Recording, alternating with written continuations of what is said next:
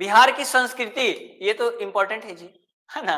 ये काफ़ी इम्पोर्टेंट है और इसके बारे में थोड़ा-सा जानकारी, है ना? अब देखिए कला, कला है तो मधुबनी कला है, पटना कलम है।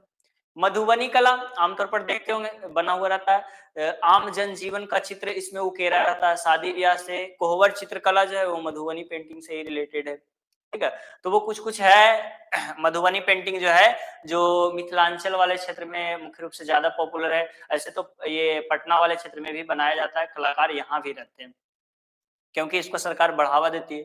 पटना कलम, इसमें सामान्य जनजीवन का चित्र, मधुबनी पेंटिंग का स्पेसिफिकेशन ये है कि ये डार्क और ज़्यादा अट्रैक्टिव रहता है ना? और ये पटना कलम जो रहता है वो ज़्यादा सामान्य जनजीवन को दिखाता है। जैसे किसी गाँव में कार्य करते हुए मजदूर का चित्र उकेरा रहेगा एकदम हल्के रंगों से। कोई गाँव में सभा लगा हुआ है, उसका चित्र उकेरा हुआ है, 10 गो महिला बैठी हुई है, उसका चित्र उकेरा हुआ है, तो ये पटना कलम में हो जाता है।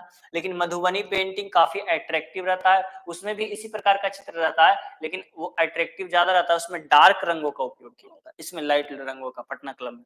ठीक है?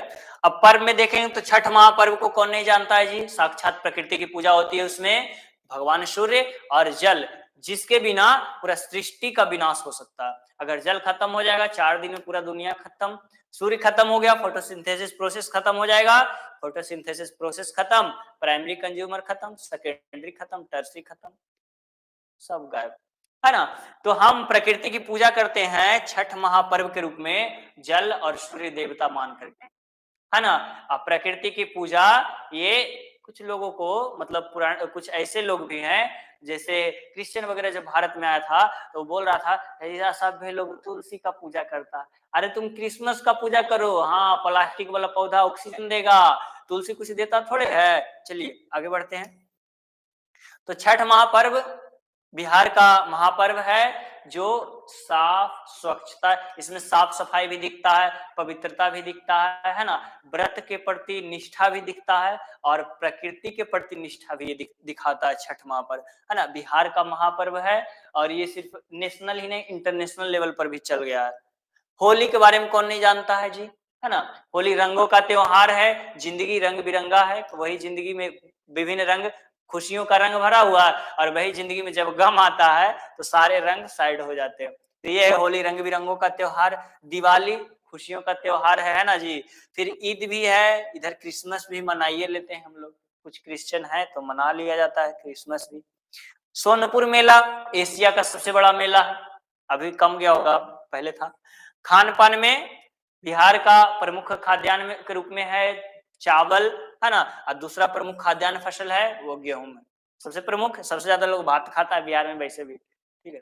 बिहार का प्रसिद्ध, विश्व प्रसिद्ध लिट्टी चोखा कौन नहीं भूलता, कहाँ यहाँ से लेके इंग्लैंड तक मिलता है ना जी? तो ये भी हमारी संस्कृति का ही पहचान है, लिट्टी चोखा।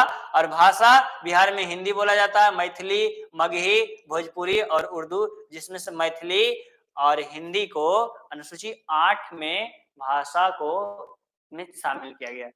ठीक है? इसके और ये सब मगही, भोजपुरी, उर्दू ये सब बोला जाता है। बिहार का जो प्राथमिक भाषा है, राजकीय भाषा जो हिंदी है, और द्वितीय राजकीय भाषा उर्दू का बनाया गया। ठीक है? तो ये भाषा है और विभिन्न भाषी लोग बिहार में पाए जाते हैं। मिथिलांचल वाले क्षेत्र में मैथिली बोला जाता है, दक्षिणी बिहार वाले क्षेत्र में मगही बोला जाता है, भोजपुरी है जो पश्चिमी बिहार उत्तर प्रदेश के तरफ वाले क्षेत्र में बोला जाता है, उर्दू मिला जुला रूप है और हिंदी भी मिला जुला रूप, कहीं शहर वाले क्षेत्र में हिंदी वगैरह मिल जाता है। ठीक है? लाइफ स्टाइल कैसा है जी, रहन सहन यहाँ का कैसा है? तो यहाँ का रहन सहन में भारतीय कल्चर भी दिखता है ना? तो भारतीय कल्चर में धोती, गमछा, गमछा तो बिहारियों की पहचान है, वो भी दिखता है। उसके साथ ही साथ पश्चिमी सभ्यता भी दिखता है, कोट पैंट और छोटे छोटे कपड़े भी दिखता होगा, है ना? वो एक, चलिए आगे बढ़ते हैं। तो लाइफ स्टाइल भी बिहारियों का वो उस प्रकार से भारतीय सभ्यता से भी संलिप्त है। और कुछ यूरोपीय विचारधारा के लोग हैं तो यूरोपीय सभ्यता भी दिखता है। आगे बढ़ते हैं, चलिए। अब बिहार के पर्यटन घूमने का जगह देखिए, देख लीजिए आप लोग, अगर सिर्फ भारत घूमने का बना करके रखते हैं मनसा, तो थोड़ा एक बार बिहार के बारे में भी देख लीजिए कि क्या बिहार में भी घूमने का जगह है ना? केसरिया स्तूप है जी, बौद्ध स्तूप है, कहाँ स्थित है? तो पश्चिम चंपारण में घूम सकते हैं। सीतामढ़ी है, सीतामढ़ी में माता सीता की मूर्ति बनाया गया सरकार के द्वारा। देखिए यहाँ फोटो सबका दिया हुआ है ना, तो आप फोटो देख लीजिएगा। वैशाली, वैशाली लिच्छवी विश्व का सबसे प्राचीन गणतंत्र, विश्व का, भारत का नहीं, विश्व का सबसे प्राचीन गणतंत्र लिच्छवी था। ठीक है, तो बिहार क्या दिया है वो आप देख सकते हैं।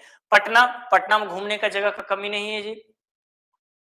पादरी की हवेली घूम सकते हैं, सबसे पुराना चर्च है। गुरुद्वारा घूम सकते हैं, शीतला माता का मंदिर घूम सकते हैं, पटन देवी मंदिर घूम सकते हैं। उसके बाद इधर आ जाएंगे तो चिड़ियाघर घूम सकते हैं आप, तारामंडल देख सकते हैं, बिहार म्यूजियम देख सकते हैं, गांधी म्यूजियम, राजेंद्र म्यूजियम, तो इतना म्यूजियम देख सकते हैं। अगर अभी हाल फिलहाल में बना है गंगा नदी का, अगर मजा लेना चाहते हैं तो मैरीन ड्राइव के सफर का मजा भी ले सकते हैं। तो ये पर्यटन पटना में काफी है, बहुत ज्यादा है। हमको तो हो सकता है कम जानकारी होगा, इसके अलावा भी कुछ होगा। राजगीर भी उसी प्रकार का है। राजगीर को तो पर्यटन के रूप में डेवलप ही कर दिया गया। क्यों जी? क्योंकि प्राचीन मगध की राजधानी थी।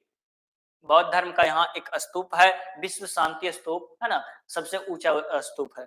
ठीक है, तो राजगीर में भी घूमने का जगह काफी है, जो मगध से रिलेटेड कुछ है। जैसे इसका सोन भंडार वहां मिल जाएगा आपका, फिर मिल जाएगा इसका जरासंध का अखाड़ा मिल जाएगा देखने को वहां। उसके अलावा ये विश्व शांति स्तूप मिल जाएगा, ये बिंबिसार का जेल, उसका महल, ये सब देखने को मिल जाता है वहां राजगीर में। पावापुरी में इनका मृत्यु हुआ था, महावीर भगवान का, महावीर का मृत्यु हुआ था जैन धर्म के अंतिम तीर्थंकर के। तो उनका पार्थिव शरीर वहां, वहां जल मंदिर है, तो वो आप देख सकते हैं। चारों तरफ जल के बीच में मंदिर बना हुआ है, और वो जल में एकदम सुंदर सुंदर पिंक पिंक कलर का एकदम पंखुड़ी, वो कमल के फूल एकदम खिला हुआ रहेगा, और तालाब में मछलियां, आप जा करके देख सकते हैं। गया, गया बौद्ध गया बुद्ध भगवान के ज्ञान प्राप्ति से रिलेटेड है ना। वहां गया में बौद्ध बुद्ध भगवान वन्य जीव अभ्यारण्य भी है एक। बोध गया में भी वही ज्ञान की प्राप्ति हुआ है, उसी से रिलेटेड है। रोहतास, रोहतास में कुछ जलप्रपात वगैरह है, वो घूम सकते हैं। जलप्रपात तो ऐसे ककोला या फिर उत्तरी बिहार में भी बहुत सारा है जी। सासाराम में मकबरा है इसका, शेरशाह सूरी का, सिकंदर सूर का मकबरा है, वो देख सकते हैं, इस्लामिक और भारतीय शैली में निर्मित है। कैमूर वन्य जीव अभ्यारण्य कैमूर में स्थित है। फिर एक पश्चिम चंपारण में है, एक वाल्मीकि नगर टाइगर रिजर्व, तो वो घूम सकते हैं। मंदार रोपवे हिल्स बांका में है ना, तो यहाँ आप मजा ले सकते हैं रोपवे का। और रोपवे तो नेचर सफारी तो राजगीर में ही है ना, तो राजगीर में जाइएगा तो ग्लास ब्रिज है, नेचर सफारी है, रोपवे है, बस बहुत सारा चीज बना दिए हैं नीतीश जी वहां। तो आप ये सब बिहार में पर्यटन स्थल है जो आप घूम सकते हैं। अगर आपको इसके बारे